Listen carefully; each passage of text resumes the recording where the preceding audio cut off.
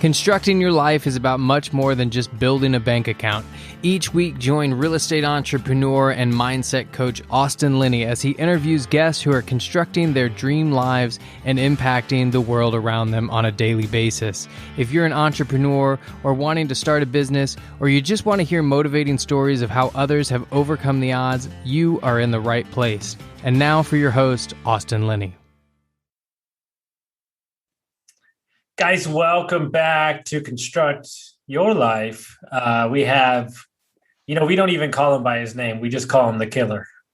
That's what we do. We don't and we appreciate him taking time out of his 15 bajillion things that he's doing to come talk to us, Mr. Adrian Salazar. How you doing, my brother? Great, man. Thank you. It's a pleasure, dude. Guys, This is my dude, man. This is my guy. I've had conversations with this dude at like 4 a.m. when I was out in the desert and he was still working and back in Texas. So, like-minded individuals. But we've had you and your partner on the podcast before. I wanted to have you back on because a lot of things have changed. You've done some traveling, which I'm excited to kind of see how you felt about all that. But kind of give us a brief overview and kind of where you are currently, and then we'll kind of go from there. Sure. So, I think as last time we spoke, I'm going to grab my charger real quick. We were, in the process of buying Plaza Real, which is an 88-unit apartment building. Finally closed on it end of last year. Did a couple more closings end last year. So, started off this new year with, some good capital, invested it in some other apartments, and, went on and took my trip. I went on a 45-day, trip to just kind of, get out and recuperate and get myself back together. That was something I've always wanted to do, and came back and we're, really just running a lot of operations right now. We have a portfolio of about 140 units now. With another 200 coming under contract. So we're really trying to refine our systems when it comes to operations since we're vertically integrated, and really just progress with our business plans on all of our properties. So that's kind of where we are now. Growing the team, getting everybody motivated and leading by example is kind of the things going on right now. It's kind of that thing that everybody wants to do. They want to have the business and they want to travel. And there's a lot of people that don't, let's say they wait till they're like 40 or 45 or 50, till they have millions in the bank, right? And all that stuff. Kind of why was it so important for you to take that opportunity now, even though you had so much going on, and just kind of why it meant something to you? Sure. And I think, what really helped me do that is also my business partner, and the team that we have here established already, allowed me to go out and even just decide that I wanted to do it. I think before it was always on my vision board. It was always something that I wanted to do. But, for me to leave the business for a month and a half, I need to really have the team down. I need to really have the systems down. So I felt really comfortable to be able to do that. And it's always something I wanted to do. And it felt really good to be able to put my phone aside for a little bit. There was places without signal. It was, I was in the middle of the Galapagos Islands without any, signal. So the team was running around for me and doing things that, I had trained them to do while I was here, and I prepared myself for that trip. Well, it's interesting, right? And I was talking to somebody about this the other day, as high achievers or type A personalities, somebody said, stop making excuses for it. Just let it be what it is. And that's who you are.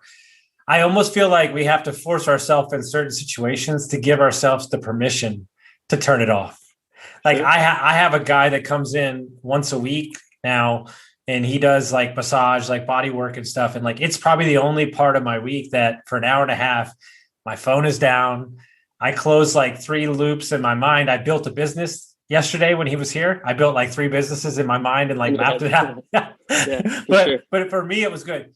But did you find I'm the type of person, I have to go so far away from where my stuff is. I know South America and Brazil was amazing, but it almost is there some part of you that it almost forces you to turn it off just a touch? For sure. Yeah. No, I mean, it was one of those things that it was more of like a gratitude. I was just really grateful for everything. There was a lot of times that I just paused and I just looked at where I was at. I just really looked at, everything in my life. And it was a huge feeling of gratitude, which made me feel really, really good.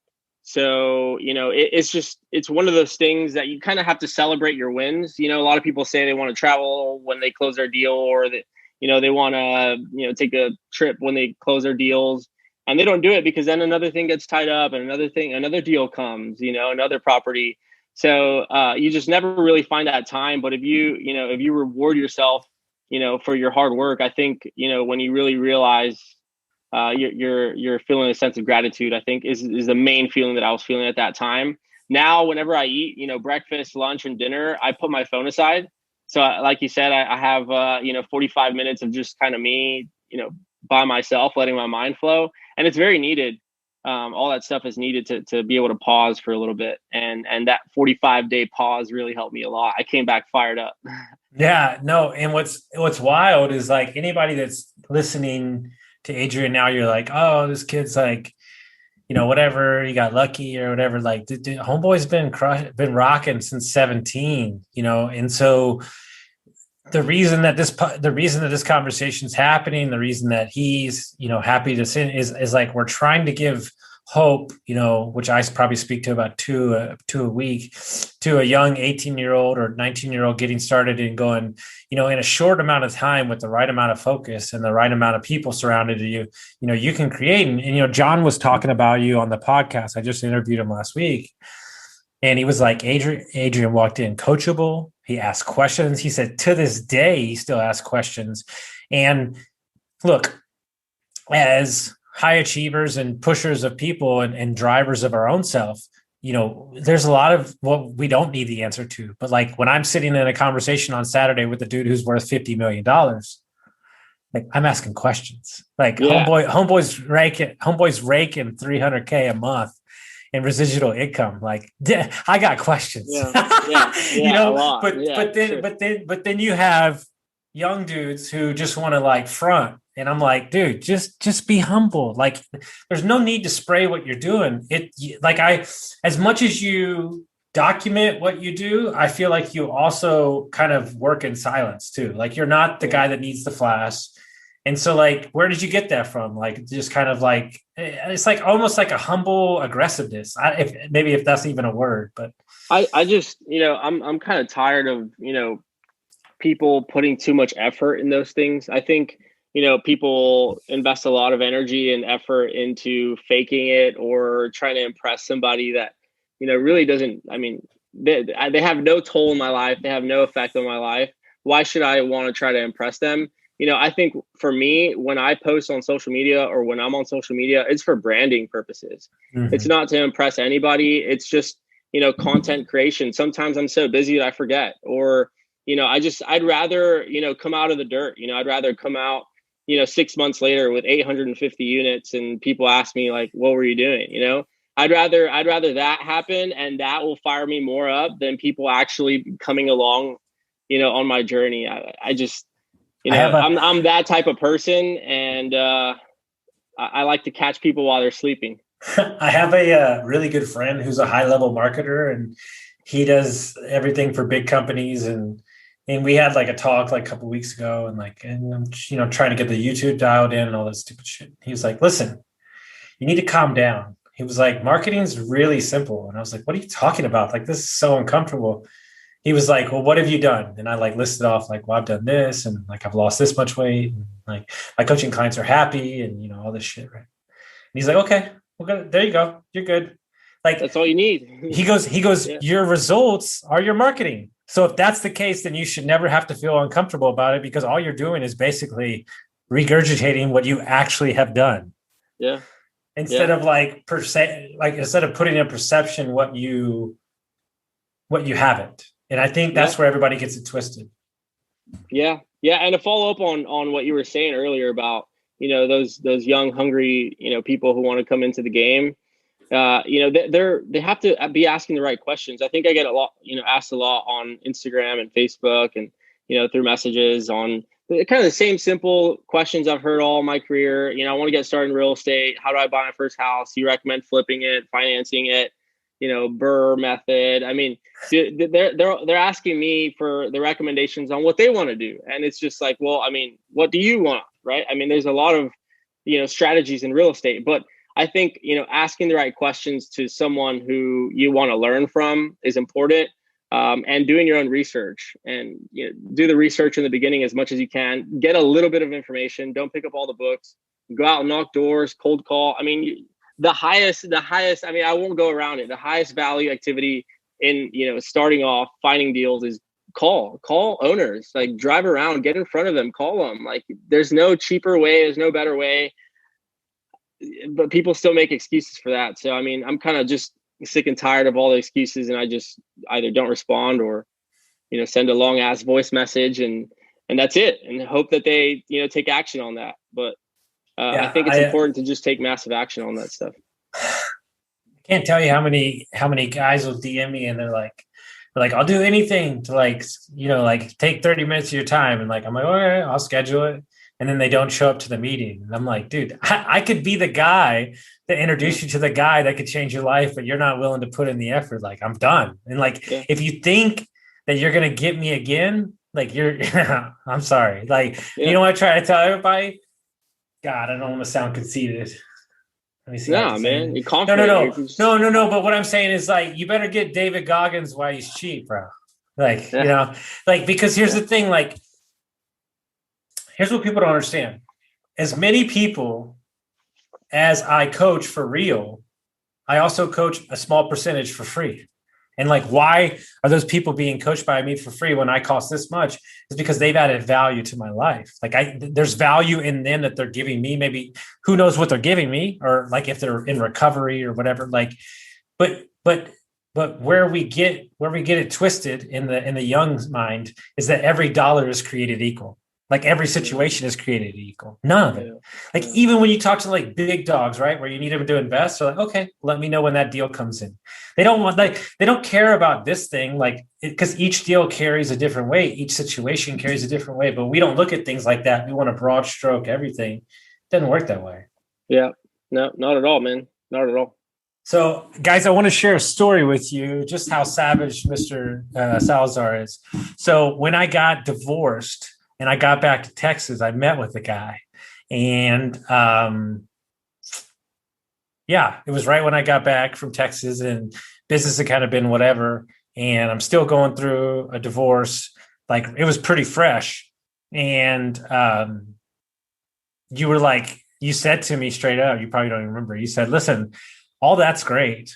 I can get that that's very stressful. But like, what if you took all the energy you had and you drove that into your business? Like, what would that do to your business? And then right after that, I took all that stress and energy and I drove it in my business and then grew my coaching business to, enough to sustain me and then continue past that.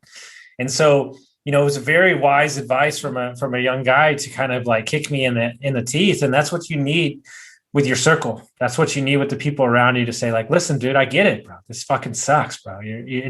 But like, what if you were to stop focusing on the negatives and you were to take the negatives and you were to put it into the positives? And so, I just wanted to tell you that I'm forever grateful for that conversation.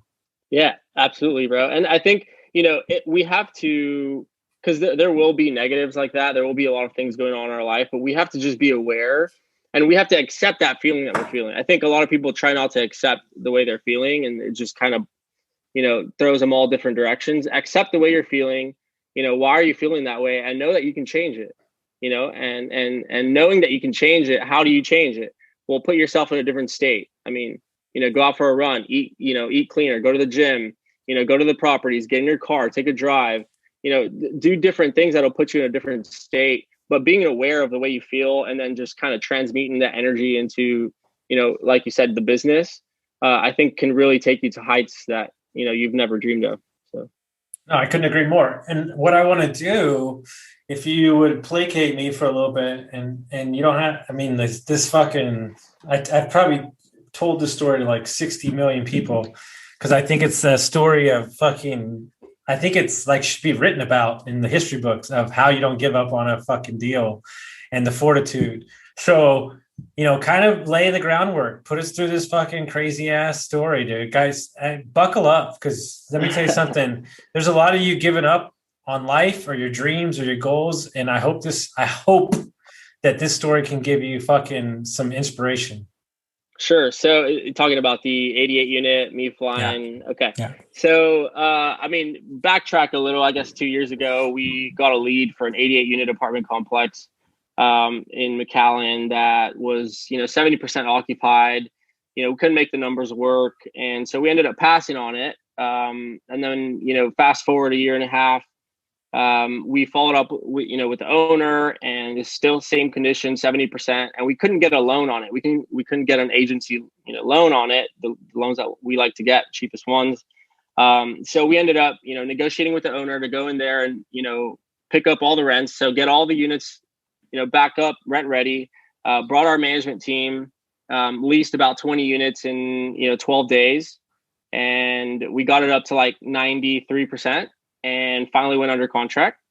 So, it was our biggest raise yet, $2.3 million. So we're going, hitting the phones, running and trying to get a lot of investors to invest with us. And during that time, we were also, doing acquisitions, marketing. So we ended up finding another off-market opportunity here locally. It was a 33-unit, apartment complex that we ended up getting under contract. At the same time, we're raising money. So, looking for a buyer for this next deal, found the buyer, got under contract. I don't have to explain the wholesale process, but it's definitely one that you have to stay on top of. You have to get, it's a whole nother job of itself.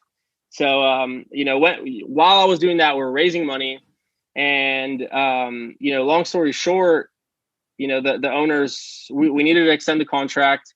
They extended it one time. We needed to do it again. They didn't want to do it again. And we were supposed to close, when was it? On Thanksgiving Day, I think it was supposed to be closed. But since it was Thanksgiving, according to the contract, Monday was the day that we were supposed to close. We lose the earnest money. So I think it was, Tuesday or Wednesday when how much earnest money was on the table? $54,000. Okay. Yeah. So, and more, because we had the loan, team, we had the legal team, upfront deposits. It was almost a good $90,000 total. So, Tuesday, the owners are telling us they didn't want to extend the contract. The attorneys got involved, and, we're just kind of like shit out of luck. And, next day, Mauricio and I are just freaking out. We're going to have to return all the investors' money. We put in so much work into this deal. It was a good 7 or 8 months of, raising money before we got it under contract to close. So it was a good long time. And again, also during all of this, we're, doing this wholesale deal. So basically the owners, reached out to us and said that they're not going to extend, and that was it. And Wednesday came along and everyone kind of gave up and said, we're going to lose some, and we're just going to have to take L's. Big dogs have to take L's too. And that kind of didn't really sit well in my head. It was late at night. It was probably 10 o'clock at night.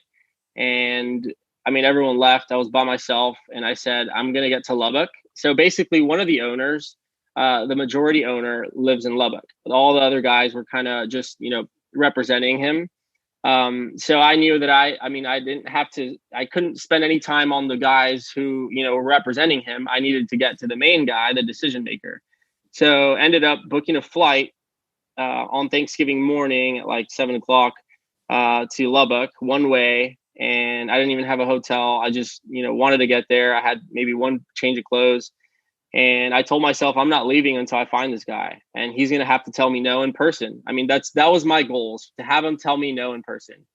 So flew out there, got a random hotel, sketchy place, but whatever, got it done, got an Uber, started finding all his addresses, started skip tracing, started really, doing my homework, my background checks, found a lot of family, found a lot of friends. And so, Ubers kind of were freaking out because I was kind of basically stalking someone. So I ended up having to rent a car. So I rented a car and started, doing my own driving, and finally found the guy's house, knocked on his door, No one came out. I heard people in the house, so I decided to drive a little bit more around, find other, members in case he didn't open the door again. Came back around second time, maybe like 4 hours later. Again, I heard someone there, didn't answer. Came back a third time. Finally, his wife answered, like at 7:00 at night on Friday or Saturday. And she opened the door, super freaked out because they had just gone by a drive-by shooting. They had just gone through a drive-by shooting about a week and a half before I knocked on their door. And she basically like pointed at the window and she was like, "Look, this is why I haven't been answering the door. Like, you freaked me out. I didn't know you were the Plaza Royale buyer." And sure enough, there was bullet holes all in the window. And I was like, "Oh shit, like, damn." And I was like, "Why are you opening the door?" And so she was like, "Chase's not home.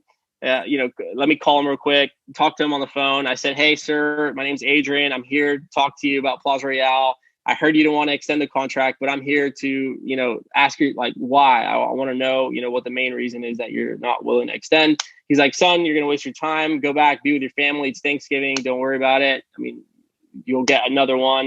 And I was like, "No, I'm not leaving. I'm sorry. Like, I'm not going to leave back home until you get here." And he was like, "Okay, tomorrow, come by my house and we'll have some coffee." So leave the house, call Mauricio, like, "Yo, I think we have another shot, man. Like, we have to come up with any freaking tool in the toolbox that we can use. I mean, if we need to come up on price, can we do it? If not, I mean, what do we need to do?" Right. And so he was like, "What? Like, what?" Everyone was freaking out. And so ended up like going back, pulling up computers, pulling up spreadsheets, just really trying to see what we needed to do to make it work and go back to his house. Long story short. And we were there for like 7 hours, man, on his dining table. Super strict guy. Like, all of his business partners didn't know, like how I did it, because supposedly like no one changes his mind. No one, and so, I built rapport. We're talking about Airbnbs, we're talking about traveling. And that's another, why to my traveling. Now I have things to say to other successful people, and so we started talking about traveling, Airbnbs, real estate, money management. And it just went on and on and on. For the first 5 hours, we didn't talk about Plaza Royale. And the last couple hours, it was like, all right, so, we're here. We're here for one thing and one thing only, right? He knew what I wanted. I ended up giving him a little bit more money, but we brought him in as equity partner on the deal. So now he's invested about, I don't know what, $200K on the deal. So he's also reaping rewards on there. But it was a very, very uncomfortable feeling. Honestly, I was very uncomfortable. I think that was, I've made more money on other deals than this deal, but this is probably by far my favorite from start to finish, close, because of the memory that it, that it left me with, and what I won, man, what I achieved. And I really, leaving Lubbock back home, knowing that, I got it done. What else can't I do? Like, what can't I do? And that's what I like to tell everybody, like, you'll be surprised at some of the things that, you can pull out, and you just got to believe, and you got to be committed. No one else, everyone was, lost. Everyone was just like, that's it. We lost. And I turned it around. I didn't want to go to sleep knowing that I didn't do anything I could have possibly done to get the deal back.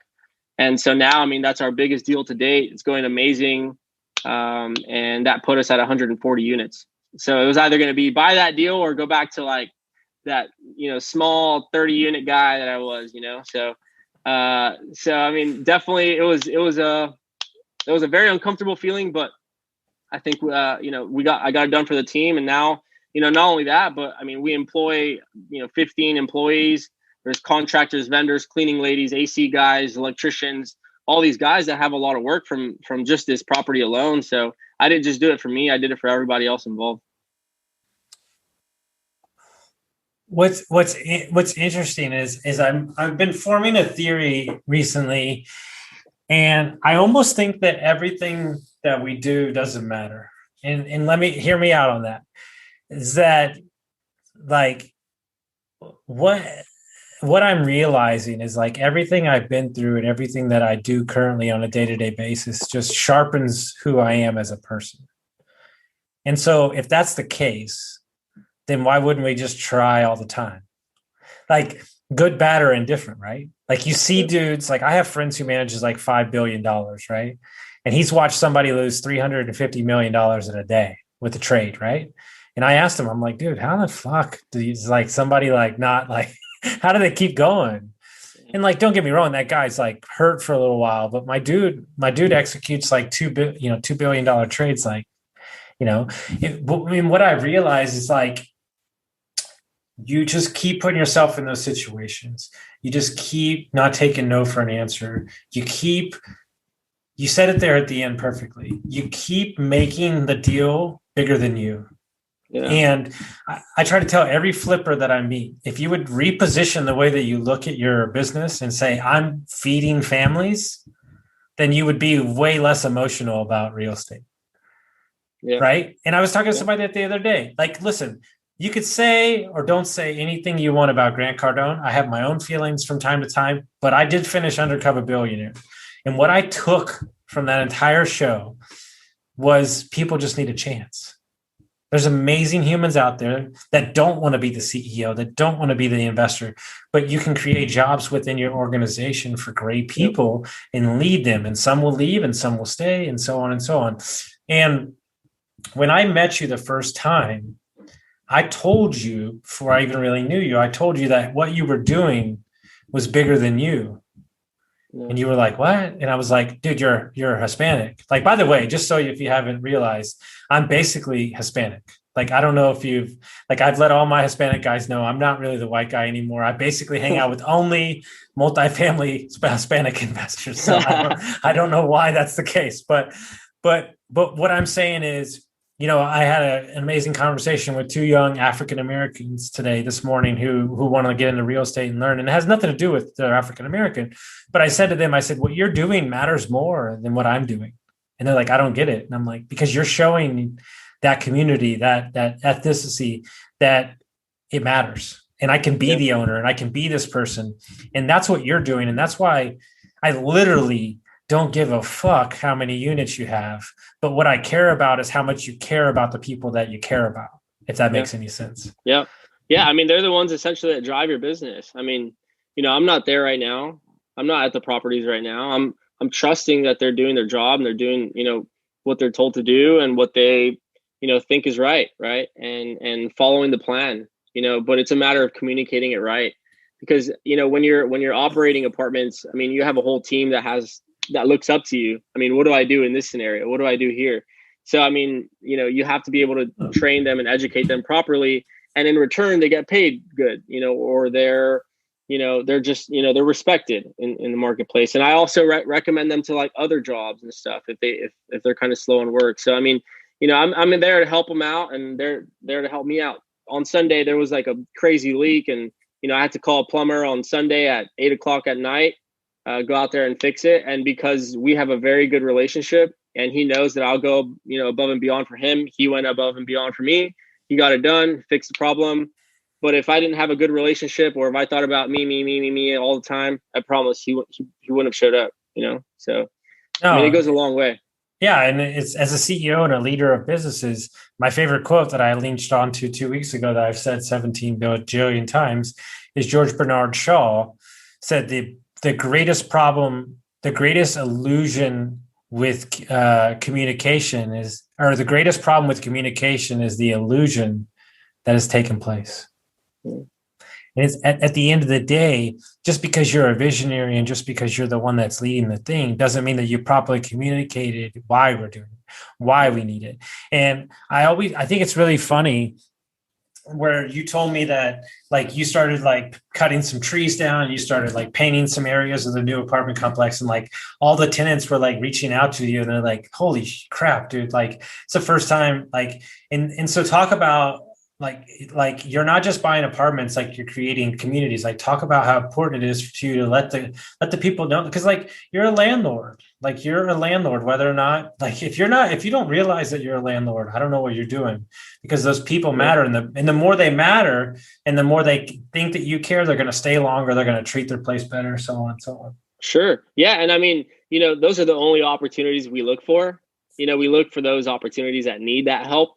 So, when we go in there, we already know that, the things that we need to do, the deferred maintenance, we already have a list, we already have everything to go. So the minute we close, I mean, we start with our plan and, there's several residents have already come up to us and said, y'all have done more in the first 2-3 months than the owners have done, before you guys in the last 10 years. So that definitely feels good.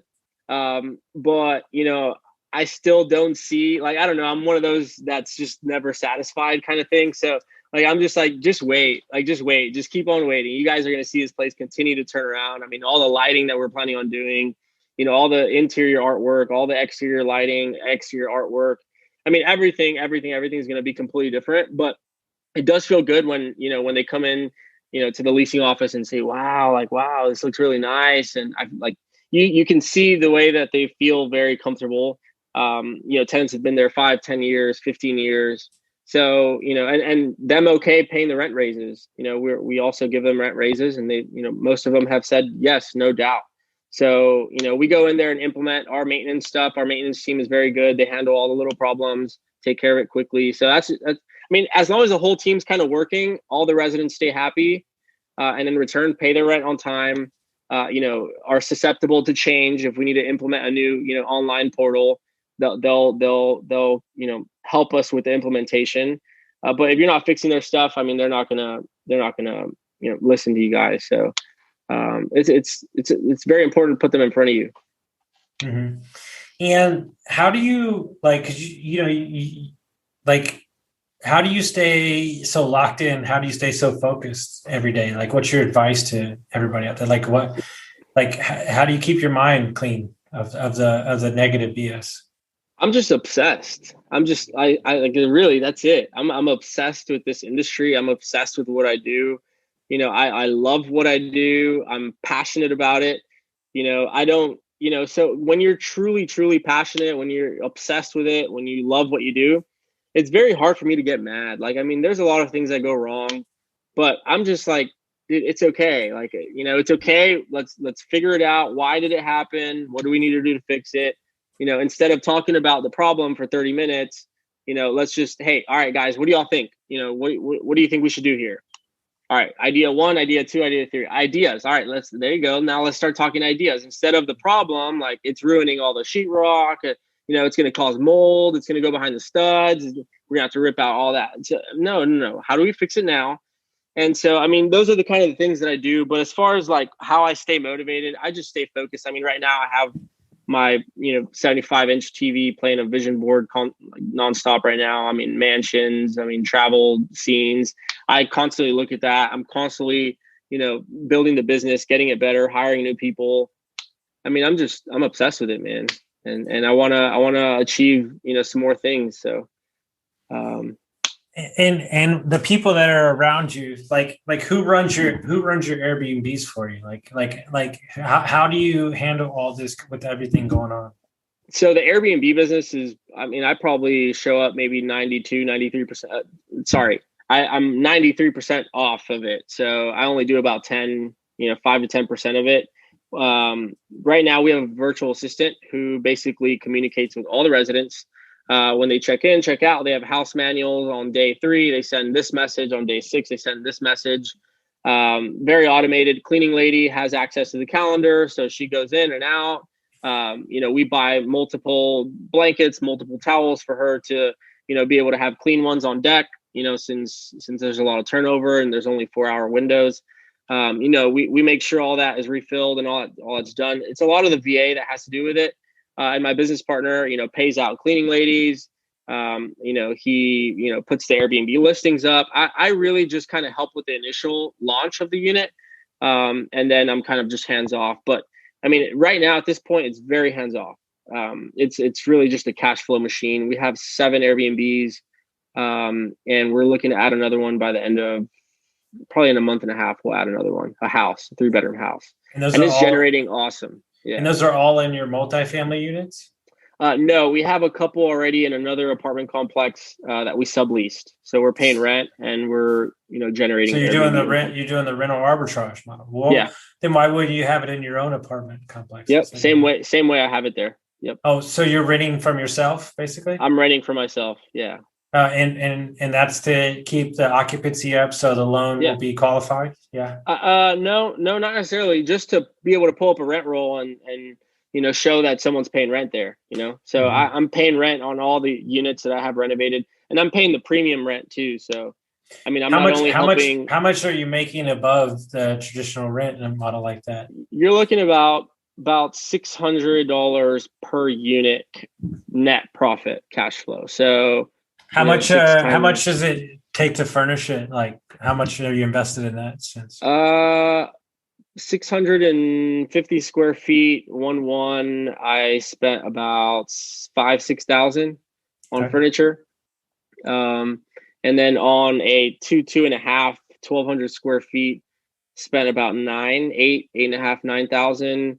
And then on a 3-bedroom, 2-bath, 1,400 square feet, I'm thinking about 12 to like 14,000. But I mean, tremendous cash on cash returns. If you look at it on cash wise, if you do the 600 net profit per unit, times 12 and divided by the amount you put in, I mean, you do the math. I mean, you're talking 20s, 25s, 30s cash on cash. And so, I mean, it's a very good business, a lot of turnover.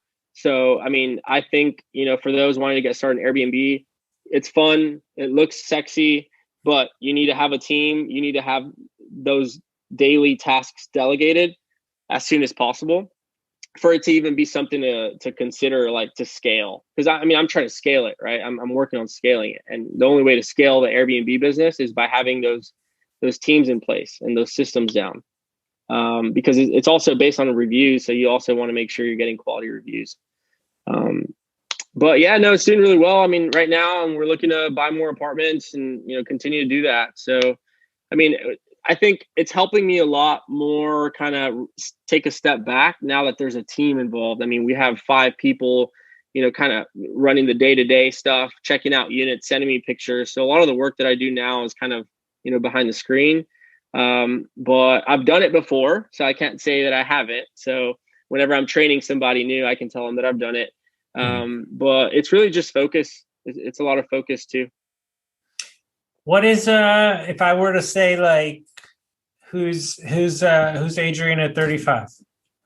What do you I mean, like, what do you like, seriously? Like, no, I'm dead serious. Like, all my friends that are young and highly successful already, like, I'm interested Sure. to see, like, they've got like fucking 60 plus years. Like, I'm interested to see, like, what like, life runs through seasons. Not that you'll ever stop investing, but I'm just curious, like, if there's anything that you want to chase down that like maybe later on that you like, maybe something that you would want to do.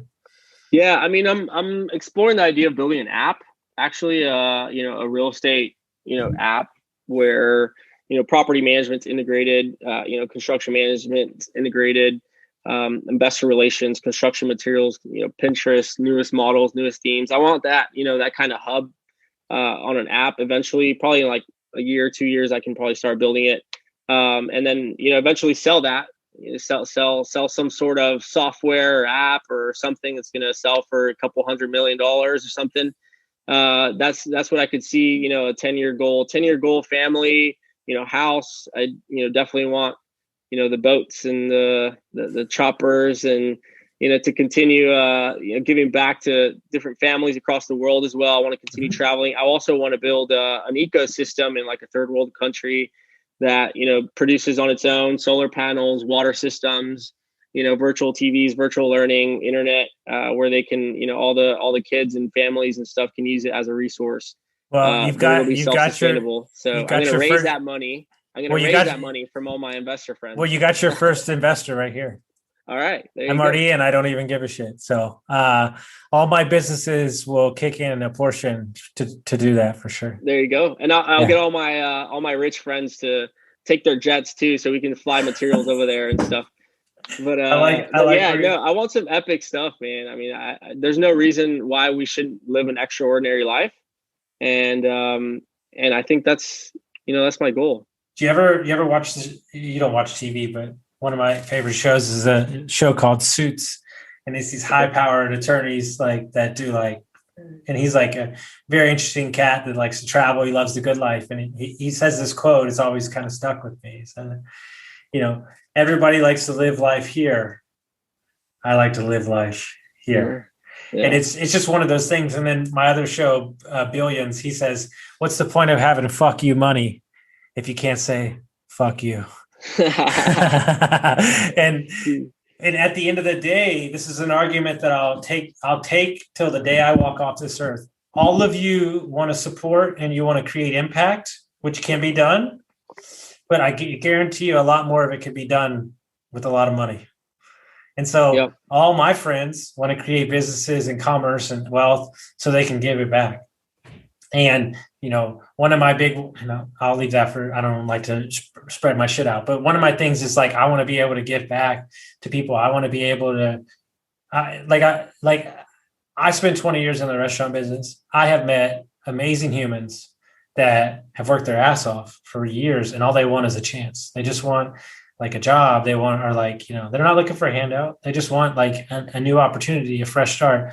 And if we can do that in foreign countries and we can do that in things, and, it's when you're at a place where like, and financially, I'm not talking about financially, but when you're at a place in your life, I'm 38 now,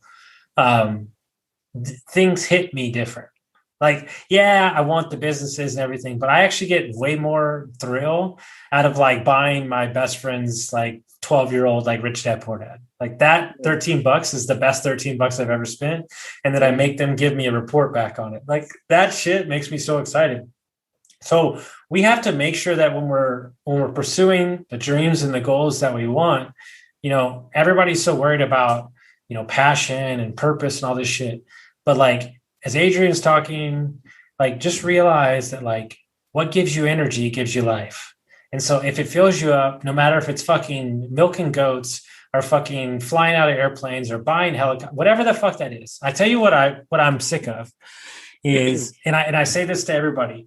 Let's say that like 26 homeboy over there owns like 300 units and he drives a Lamborghini, right? Let's just say for shits and grits. And you look at him and you go, fucking douchebag. But you don't know him. And let's say that he didn't have a father, or his father died when he was 10, and they grew up fixing Lamborghinis together, and that's all he gave a shit about. Like, perspective is everything. So stop casting stones on other people, what they value to themselves, and just go live your values. And more importantly, don't think that people are going to live your values. Like what's important to you and what's important to Adrian and what's important to you. That's all that matters. And stop seeking external forces to fill up your value proposition. Get clear on what you want and go out and succeed and go out and crush your own goals. Yeah. Look yourself in the mirror. I mean, for you to have time to point fingers and to, judge other people, and, people love talking about people, and it feeds them sometimes, when in reality they should be talking to themselves. Have the conversation with yourself. Look yourself in the mirror. What do you want in life? Like you said, figure it out. If you haven't figured it out, figure it out. You're wasting time. So go out there, figure it out. What it is you want. Whether it's real estate, whether it's anything else, just figure it out. Commit to it and commit to being successful. I mean, success takes commitment. And a lot of it, if you want a lot of success. So yeah, a big old bowl of it. So if people want to find more about your journey, follow your trips and everything, how would they do that? Instagram is probably the best one. Instagram's the most active for me. Of course, I post on Facebook, but it has my journey too. I mean, you can go back and see me doing house deals and, taking pictures of homeowners and stuff. So I like to keep all that raw. And I post every now and then some of the updates on the renovations, but you can reach out, send me a good question and I might answer it. But reach out through there or however, but Instagram is probably the best way. Guys, if you like this episode, send it to your friend, share it with somebody that you think you can get some value from it, rate us and review us, and we'll see you next time.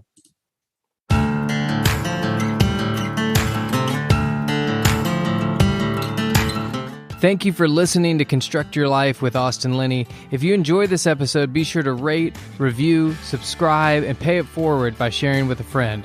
Most importantly, take this opportunity to start constructing your life by taking immediate action on what you learned. For show notes, resources, and more information on one-on-one coaching with Austin, visit constructyourlifepodcast.com.